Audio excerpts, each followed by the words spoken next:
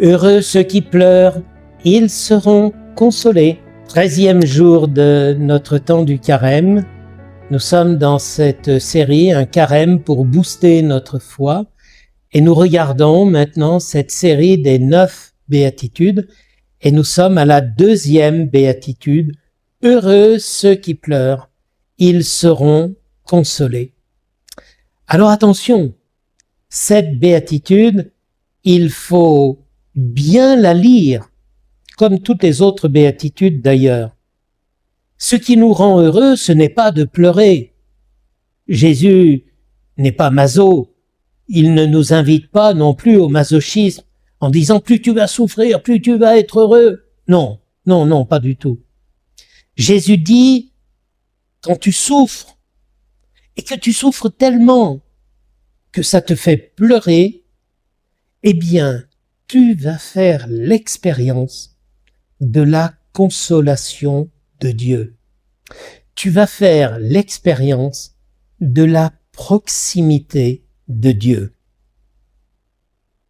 Pour moi, l'une des plus belles paroles de la Bible, elle se trouve dans le livre de Ben Sira, le sage. Dans certains livres, on l'appelle le Siracide. Au chapitre 38, verset 18, il est dit que les larmes de Dieu coulent sur les joues de la veuve. Tu imagines la proximité qu'il faut pour que tu puisses sentir couler sur tes joues à toi les larmes de quelqu'un qui est près de toi. Il faut que cette personne soit tout contre toi pour que ses larmes à elle viennent couler sur ta joue à toi. Eh bien, Ben Sira, un sage du Premier Testament, dit que Dieu est tellement proche de ceux qui souffrent et il est tellement compatissant, c'est-à-dire que ça le fait souffrir de nous voir souffrir. C'est pas Dieu qui nous fait souffrir. Notre souffrance le fait souffrir et tellement souffrir qu'il se met à pleurer et il est si proche de nous que nous sentons ces larmes qui coulent sur notre joue. Quelle consolation de penser que lorsque je souffre, lorsque je pleure, Dieu est si près de moi. Alors, vous allez me dire, mais oui, mais ça ne règle pas mon problème. Oui, c'est vrai. Mais quand je sais que je ne suis pas seul, c'est déjà tellement important.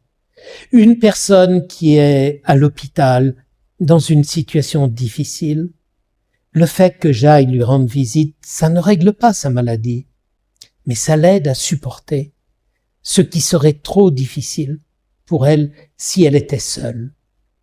Eh bien, cette béatitude, elle nous dit que dans notre souffrance, nous allons faire l'expérience de la proximité de Dieu.